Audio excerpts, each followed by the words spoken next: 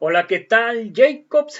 Bienvenidos a un video más de El Jacob, donde el representante ante la ONU, José Ramón de la Fuente, nos dice cuáles son las intenciones de México entre el conflicto entre Rusia e Ucrania, que pues es que claramente son muy claras, muy consistentes y muy precisas sobre qué momentos se deben de guardar, y nos dice también qué es lo que necesita México para en este conflicto, qué es lo que necesita, y también cuál sería el papel principal de México, qué es lo que le tocaría a México hacer en este conflicto. Veamos lo que dice el buen Juan Ramón de la Fuente, representante de la ONU, y ahorita comentamos, ¿por qué no? Si los chinos desean que vivas tiempos interesantes, vaya tiempos los que está viviendo el embajador de México ante la ONU. No solo porque tiene un asiento en el Consejo de Seguridad de Naciones Unidas, porque lo ha presidido durante el tiempo que corresponde, sino porque además está hoy México en la mesa donde se están tomando las más importantes decisiones y están dando las más importantes posturas en medio de la invasión de Rusia a Ucrania. Agradezco muchísimo al doctor Juan Ramón de la Fuente que nos acompañe hoy en Latinos. Doctor, muchísimas gracias. Al contrario, Carlos, pues sí, una gran responsabilidad. ¿Se imaginó alguna vez que estaría en estas? Yo no me imaginé que iba a haber una guerra pronto y bueno, pues la verdad es que hay que enfrentarlo. He tenido todo el respaldo del canciller, del licenciado Marcelo Ebrard, y ha habido instrucciones muy precisas del presidente de la República. Entonces, las posiciones de México han sido claras, han sido consistentes con los principios constitucionales de nuestra política exterior, con la Carta de las Naciones Unidas, y eso nos ha permitido navegar con claridad sobre todo en estos últimos días, y hacer algunos planteamientos que creo que de manera modesta pueden contribuir a encontrar una salida, ojalá, que en un futuro no muy lejano. El presidente López Obrador ha dicho que quiere mantener buenas relaciones con las dos partes, tanto con Ucrania como con Rusia. Sin embargo, México ha votado a favor de una resolución que condena a Rusia en la Asamblea General de la ONU. ¿Cómo se concilian estas posiciones? O sea, parecería que la política exterior de profesionales va por un lado y las mañaneras van por otro. No, yo creo que no hay incompatibilidad. Mira, en estos momentos lo que se necesita es construir y mantener puentes, no romperlos. Yo he tenido discusiones muy fuertes con el embajador ruso en el Consejo, no solamente en esta ocasión, hemos condenado su invasión, y sin embargo mantenemos un modus operandi. Hay que hablar. ¿Cómo es eso? ¿Cómo es esa parte? ¿No? Es decir, ¿cómo les va cuando están sentados a la misma mesa? ¿Cómo se llevan el embajador de Ucrania con el embajador de Rusia, con el de Estados Unidos, con usted, el de México? ¿Cómo es eso? Hay una diplomacia muy profesional, de la cual, por cierto, habría mucho que aprender, porque cuando tú llevas la voz de tu país, pues lo expresas con la mayor claridad que puedas o con las instrucciones que te hayan dado. Pero al mismo tiempo hay una interacción entre 15 personas que hemos estado ahí encerradas durante muchas horas, ya durante muchos meses, y en particular discutiendo el tema de Ucrania durante muchísimos días. Entonces, por supuesto que hay una interacción, y el presidente del Consejo, que es el que tiene que asumir el doble papel, en este caso debo decirlo, que el embajador ruso lo hizo, en mi opinión, muy bien. Le tocó ser presidente del Consejo, que es un poco el que reparte el juego, pero además tiene que llevar la postura del país, ¿no? Así es, y yo creo que lo hizo con un gran profesionalismo, y se lo dije. Porque una cosa no quita lo otro. Cuando a él le tocó hablar a nombre de su país, fue contundente, fue claro, fue confrontativo, y cuando le tocó hablar como presidente del Consejo, la verdad es que lo hizo con una enorme capacidad para mantener siempre un diálogo fluido, dejar que todas las voces se expresaran, y el Consejo sesionó, no llegó a los acuerdos que a México le hubieran gustado y a otros países, pero el Consejo sesionó, yo diría que de una manera regular. Me echo 2 semanas para atrás, doctor de la Fuente. ¿Se hubieran imaginado, o sea, en la atmósfera de ustedes dentro del Consejo de Seguridad, dentro de esa sala de tanto poder, ¿Había la sensación de que Putin iba a invadir o más bien la sensación de que Putin no iba a invadir? Estaba dividido. El embajador ruso, precisamente hará unas 2 semanas, en una de sus intervenciones, dijo que Moscú no pensaba tomar una decisión para invadir a ningún otro país. Cuando yo lo escuché y me tocó mi turno hablar, de manera directa, como lo estoy haciendo contigo, le dije, me da mucho gusto y lo voy a citar. Y cité textualmente esto para decir que nos haya dicho que no tienen pensado invadir. ¿Les mintió? Bueno, o le cambiaron a él las instrucciones. Porque el hecho es que no ocurrió lo que mintió a Rusia para no personalizarlo. Para no personalizar, que es otra vez el punto. No hay que personalizar a veces las cosas, sobre todo si queremos eventualmente encontrar una solución al conflicto. La diplomacia no alcanzó para prevenir la invasión. No alcanzó. Se hicieron esfuerzos y no fueron suficientes. Pero la diplomacia es la única alternativa que tenemos para encontrar una salida al conflicto. Por eso México ha insistido. Y en esta resolución que se aprobó de manera abrumadora, como todos sabemos, una de las contribuciones que hicimos es dejar una pequeña cláusula que hacía justamente alusión de que no se cerraban los conductos diplomáticos, porque más allá de qué tanto avancen estas pláticas o estos primeros encuentros que se han tenido, que no hay... Ucrania-Rusia. Sí, que no hay que desdeñar, porque ese es el hilo sobre el cual seguramente se tendrá que seguir construyendo. O sea, lo que pasa allá termina aquí, ¿no? Sí, aquí atrás, en la ONU. Y también se retroalimentan. A veces lo que ocurre aquí afecta allá. Ahora, hace tiempo no se creía que Putin iba a ser capaz de hacer lo que hizo en Chechenia. Luego no se creía que Putin se iba a anexar Crimea. Luego no se creía que Putin iba a invadir Ucrania. Hoy Putin está hablando de temas nucleares. ¿Es momento de tomarnos en serio esto? Yo creo que hay que tomar todo en serio a partir de lo que hemos vivido. ¿Cree que estamos al borde de un conflicto nuclear? No lo creo, pero hay que tenerlo en el radar. Y te puedo decir que ya México, otra vez, una iniciativa que tenemos junto con otros, ahorita vamos 13 países, pero hemos sido los más vocales en temas de desarme nuclear históricamente. Esta es una posición histórica también de México, que es algo que vale la pena también recalcar, porque hemos sido muy consistentes con posiciones históricas de México. Gobiernos de distintos partidos. Gobiernos de distintos partidos. O sea, hay una diplomacia que se sustenta en los principios de la Constitución. Hay una diplomacia de Estado, pues, ¿no? Que no tiene vaivenes. Carta de las Naciones Unidas que todos los países, todos supuestamente nos comprometimos a honrar. Entonces, estamos, nada más para terminar esa idea, estamos platicando ya con algunos países para que hemos apoyado el Tratado de No Proliferación de Armas Nucleares para ver qué reacción conviene tomar y cuándo en relación a este comentario que no se ha vuelto a suscitar, pero que ciertamente el hecho de que se haya mencionado, bueno, pues nos obliga a poner todas las fichas sobre el tablero. Porque ha resultado una muy mala táctica no creerle a Putin. Bueno, quienes no le han creído, en efecto, también déjame decirte, porque creo que es importante que el público lo sepa. Hay también junto con todo esto una gran guerra de propaganda. Nosotros mismos a veces en el Consejo no tenemos claro qué información de la que nos llega es cierta y qué no es cierta. No, dicen, la guerra la primera que muere es la verdad, ¿no? Nos pasa un poco como les pasa a ustedes cuando van tras una noticia, recibes una información pero no la confirmas, luego sí la confirmas pero fue del otro lado. Así nos pasa también a nosotros. ¿Qué está ocurriendo exactamente en el terreno? No lo sabemos. Y por eso, no lo sabemos a ciencia cierta, digamos, ¿no? Y por eso la iniciativa que estamos trabajando junto con Francia de garantizar la ayuda humanitaria a la población, aparte de proteger a la población que ya le urge, la población civil, aparte de garantizar que llegue la ayuda humanitaria, nos va a permitir también contar con un poco más de información de lo que está ocurriendo en el terreno, porque los proveedores de esa ayuda humanitaria pues tienen que estar ahí, ¿no? Y esto ayuda a distender y ayuda a conocer un poco mejor hasta dónde ha llegado. ¿Hasta dónde ha llegado, por ejemplo, en este momento la afectación a la población civil? Sí.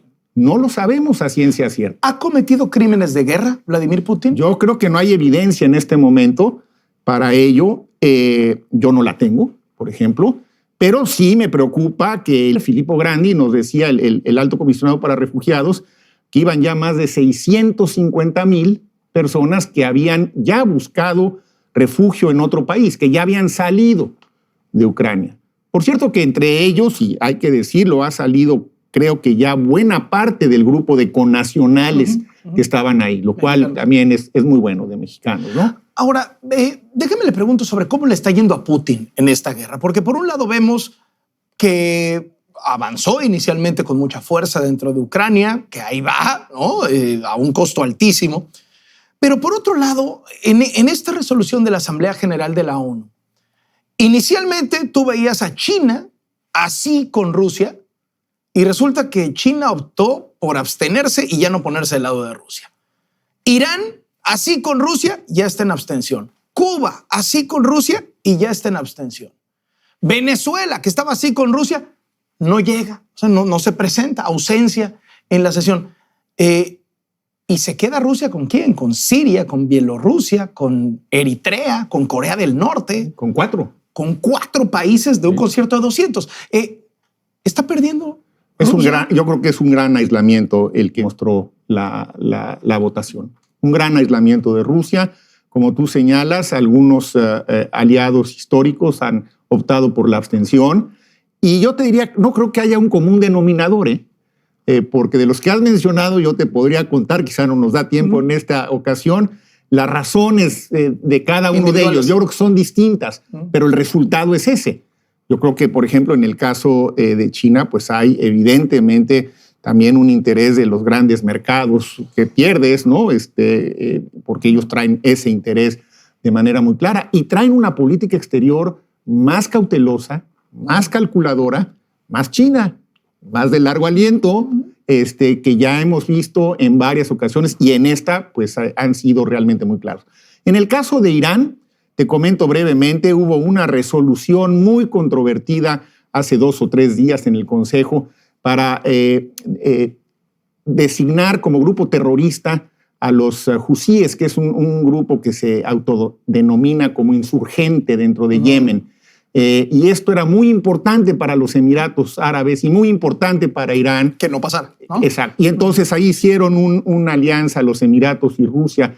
Y yo creo que eso explica la molestia de Irán en el voto de hoy. En el caso de Siria, Rusia estuvo apoyando a Bashar al-Assad durante todo el camino, bueno, ¿no? Cada vez que hablamos de Siria hay una posición muy clara de Rusia de seguirlo apoyando.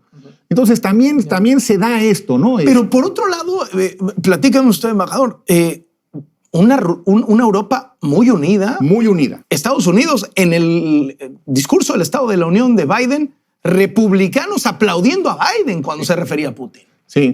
Sí, yo creo que este fenómeno, los propios embajadores de Europa, por ejemplo, los países nórdicos que habitualmente son pues muy sobrios y han estado involucrados con una gran carga afectiva.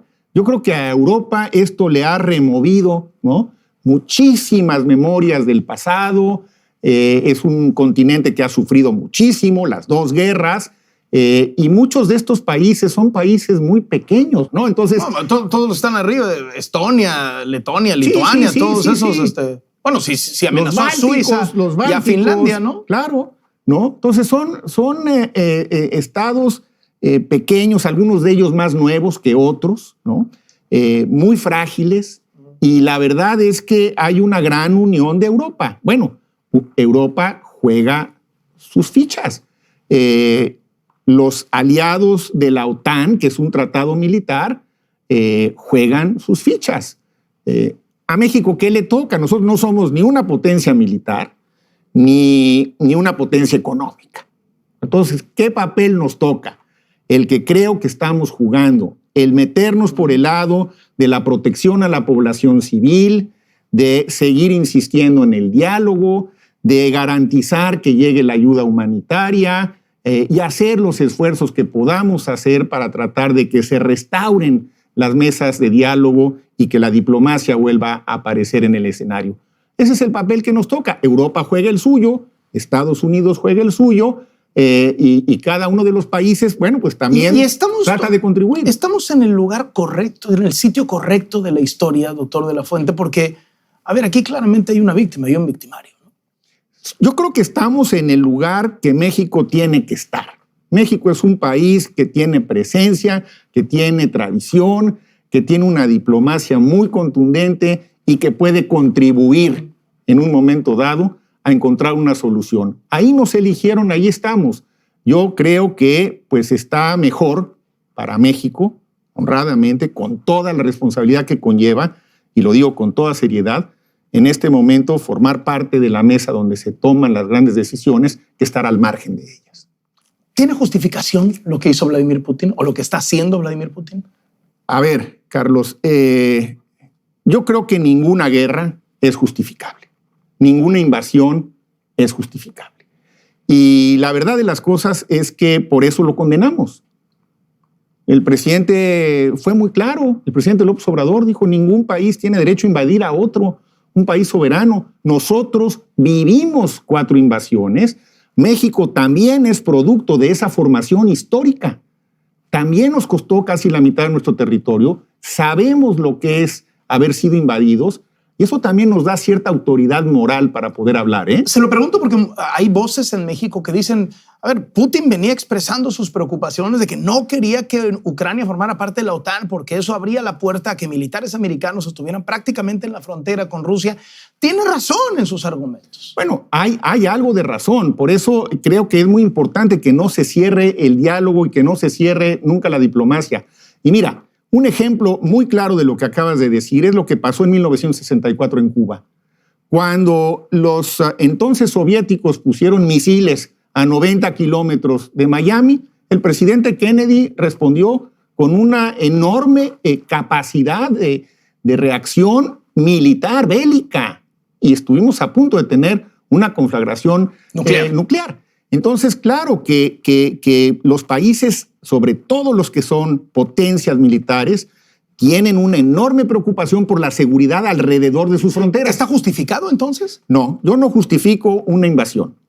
No encuentro manera de poder justificar. Una cosa es, puedo entender los argumentos de Putin, y otra cosa es, puedo entender la manera en cómo los está defendiendo, invadiendo una nación y masacrando gente. Así es, porque, por ejemplo, en una región muy específica de Ucrania, al este, en el valle del Donbass, ahí hay una historia de grupos separatistas y de territorios que tienen una dinámica propia y que esa podría entenderse de una forma distinta a lo que está ocurriendo en otras áreas del país. Bueno, sí, no tiene nada que ver, y sobre todo zonas densamente pobladas, eso sí es algo que la ONU sanciona de manera rigurosa, pues son zonas en donde cualquier explosivo pone inmediatamente en riesgo a la población civil, eso que los militares llaman a veces daños colaterales, que la frase me parece horrible, minimiza, es una ¿no? frialdad espantosa. Son los daños más importantes, cuando matan a niños, cuando matan a mujeres, cuando matan a civiles que no tienen nada que ver porque estaban ahí junto en una zona altamente poblada. Entonces, ahí mismo, dentro de Ucrania, habría que distinguir el problema que se circunscribe a la región oriental y los grupos separatistas, estas 2 regiones que la DUNA declaró independientes y que luego Putin les reconfirmó su estatus independiente, y lo que está ocurriendo en el resto del país. Bueno, son dinámicas distintas, pero en ningún caso creo, y es el punto central y que explica una de las posiciones de México, en ningún caso la invasión de un Estado soberano por otro puede justificarse. ¿Se va a poner peor, doctor? No le veo todavía la salida. No se la veo. Por eso creo que la iniciativa de resolución que estamos trabajando con Francia puede ayudar si es que logramos que se apruebe. ¿Cree que esto termina cuando Rusia se apropie de Ucrania y ya sea caiga o toco madera, maten al presidente? Yo esperaría que pudiésemos, a través de los mecanismos que están en este momento todavía abiertos, lograr algún tipo de acercamiento que nos llevara a un cese al fuego antes de que eso ocurra.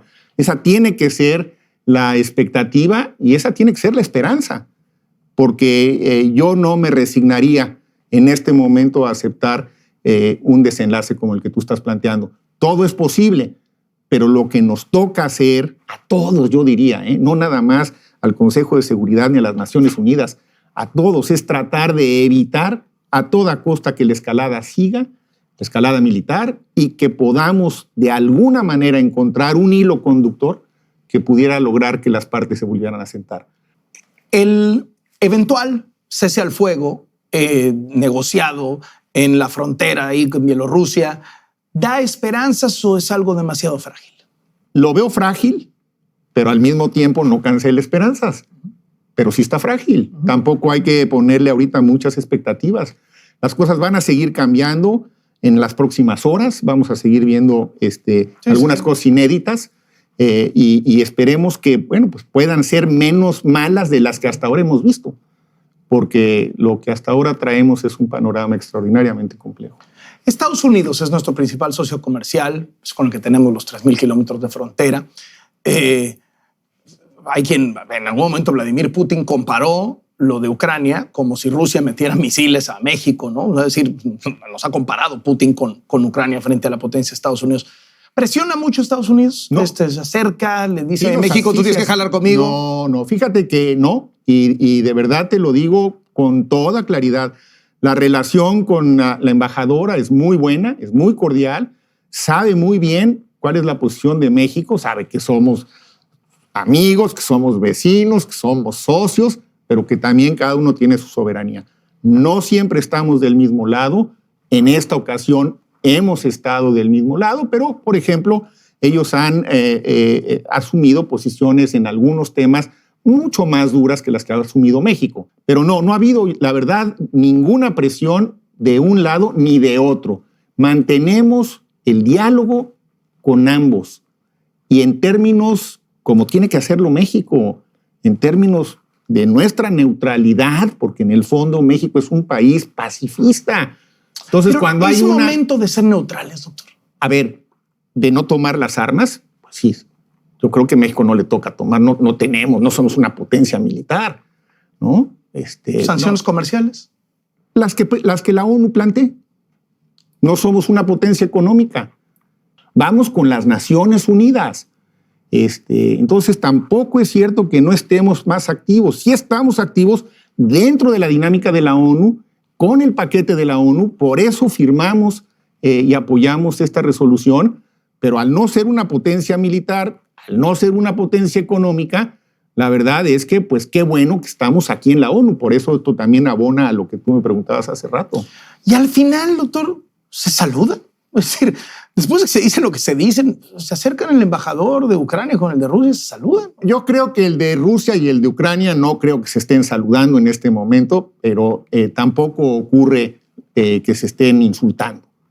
Pero en el Consejo de Seguridad, yo te puedo decir, en momentos álgidos, en momentos difíciles, no dejamos de tener esta relación profesional, cordial, respetuosa, no te diría que afectuosa siempre, pero sí respetuosa. Y esa es también la esencia de la diplomacia, porque si no se mantiene eso, entonces no puedes mantener una mesa de diálogo funcionando. Usted que prácticamente los últimos días ha vivido aquí atrás en la ONU, y cuando está debate el papel de la ONU, ¿sirve la ONU cuando estamos viendo algo así? Mira, yo creo que sí. ¿No fue capaz de evitar la invasión? Pues no, pero creo que las cosas estarían mucho peor sin la ONU. Y si hay alguna solución pronto, que espero que la haya, la ONU va a jugar un papel importante. Doctor, muchísimas gracias por esta entrevista con nosotros. Carlos. Bueno, pues ahí está el doctor Juan Ramón de la Fuente, donde nos explica y nos dice claramente la postura de México, que están las órdenes directas de AMLO Magnífico muy claras, muy concisas, donde pues no meterse absolutamente nada, ni irse para el lado A, ni irse para el lado B, simplemente ser neutrales y no meterse, ahora sí como que dicen, en lo que no nos importa, básicamente, en conflictos. Eso está allá en Ucrania, eso está allá en Rusia, al otro lado completamente del mundo, y no tiene caso meterse en un conflicto ajeno. Y es lo que ha durado que México pues empiece a crecer poco a poco en este país. donde dice que prácticamente es un momento de construir puentes y mantenerlos, o sea que básicamente la relación que llegara a tener con cualquiera, ya sea con Ucrania, ya sea con Estados Unidos o con Rusia, pues seguir, ¿no? Con ese tratamiento, seguir cotorreando, seguir tratándose, seguir tratados, vendiéndose cosas, porque pues no le conviene a México, no somos potencia económica, no somos potencia militar, entonces pues a qué le jugamos, simplemente ser neutral y aunque fuéramos potencia militar, aunque fuéramos potencia económica, no tendríamos por qué meternos, no nos afecte en nuestros intereses y pues prácticamente viviremos mejor, vivimos mejor sin meterse en eso, donde dice que hay una diplomacia muy profesional básicamente ahí en la ONU, que la diplomacia tiene que ser unida, alternativa para resolver el conflicto y no lo que quieren muchos de que se vayan a la guerra, que lo apoyen en la guerra, que darle aviones, que darle tanques, que darle granadas, que mandarle soldados y todo esto, pues realmente no se necesita, pues que este conflicto que se quede allá en el otro lado del mundo y pues no tienen la manera de por qué meterse y pues básicamente que el papel que le toca a México clara y básicamente es simplemente ser neutral con la protección civil, seguir insistiendo en el diálogo, de garantizar y que se llegue la ayuda humanitaria y hacer esfuerzo para que se reestructure las mesas del diálogo y que va a aparecer en escenario. Básicamente es lo que dice en pocas palabras, pues es ser absolutamente neutral, no hacer tonterías como aquí quiso ver básicamente Loretito, de meter cizaña para sacar de contexto una declaración de la fuente y pues básicamente esto sería todo. Así que ustedes qué opinan al respecto. Así que pues bueno amigos, gracias por ver el video, los invito a ver nuestro siguiente video. Hasta pronto, bye, suscríbanse.